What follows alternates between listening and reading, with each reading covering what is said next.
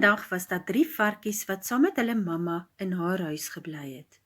Hulle het besluit dat hulle groot genoeg was, dat hulle nou hulle eie huisies wou kry. Hulle het hulle goed ingepak, hulle mamma gegroet en in die pad geval om hulle eie huisies te gaan bou. Langs die pad het hulle 'n man teëgekom wat strooi gedra het, en een van die varkies het dadelik die strooi by hom gekoop om sy huisie van strooi te bou.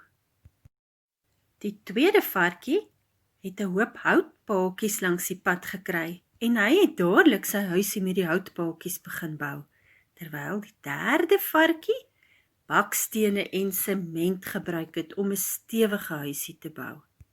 Intussen het ou wolf by die strooihuisie opgedaag en toe die varkie nie vir hom die deur wou oopmaak nie, het hy die huis onderste bo geblaas. Die varkie het so vinnig as wat hy kon gehardloop na sy boetie se houthuisie toe en binne in die huisie ingeglip voor 'n wolf kom, maar nie lank nie, of 'n wolf het ook daar opgedaag. Toe hulle nie die deur vir hom wou oopmaak nie, het hy ook hulle huisie omgeblaas. So vinnig soos wat hulle kan, het hulle na hulle boetie in die steenhuisie toe gehardloop en binne in sy huisie gaan sit en die deur gesluit. Hy was juis besig om 'n lekker pot sop te kook toe hulle daar aankom. Nie lank nie, of 'n wolf het aan die deur geklop. Maak oop die deur of ek blaas die huisie om. Maar al het ou wolf hoe hard ook probeer, hy kon die huisie nie omgeblaas kry nie. En die 3 varkies het veilig binne in die huisie gesit en deur die venster vir ou wolf geloer.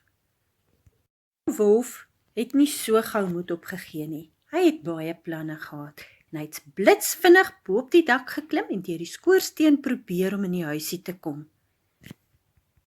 Ou wolf het vinnig deur die skoorsteen gegly, maar toe hy die warm sop aan sy stert voel, het hy soos 'n pyl uit 'n boog vinnig weer deur die skoorsteen uitgevlieg.